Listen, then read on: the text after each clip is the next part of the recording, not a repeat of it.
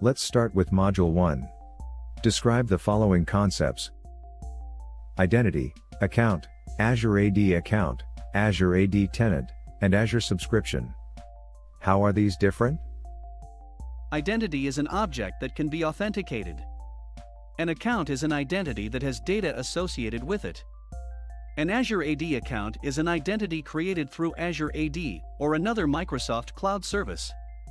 An Azure AD tenant is a dedicated and trusted instance of Azure AD. A tenant is automatically created when your organization signs up for a Microsoft cloud service subscription. An Azure subscription is used to pay for Azure cloud services. How is Azure Active Directory different from Azure Active Directory Domain Services? Azure AD is primarily an identity solution and designed for HTTP and HTTPS communications. Azure AD can be queried with a REST API instead of LDAP. Azure AD uses federation services and many third-party services, such as Facebook. Azure AD users and groups are created in a flat structure. Azure AD does not have organizational units, OUs, or group policy objects, GPOs. Describe Azure AD Join and the usage cases for it. Azure AD Join provides single sign-on to your Azure managed SaaS apps and services. Joined devices have enterprise state roaming of user settings. AD Join provides seamless access to on-premises resources.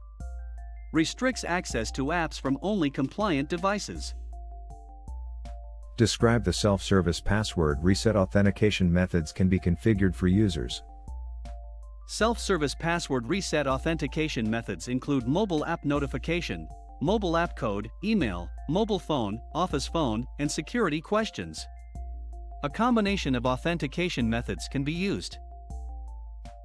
List 3 features of a user account and 2 ways a user can be assigned to group. All users must have a user account. The user account is used for authentication and authorization. Each user account can have additional properties, user profile, like phone number. You must be a global administrator or user administrator to manage users. Users can be assigned to groups either directly or dynamically. Dynamic assignment lets you create complex attribute-based rules. Well done. Thank you.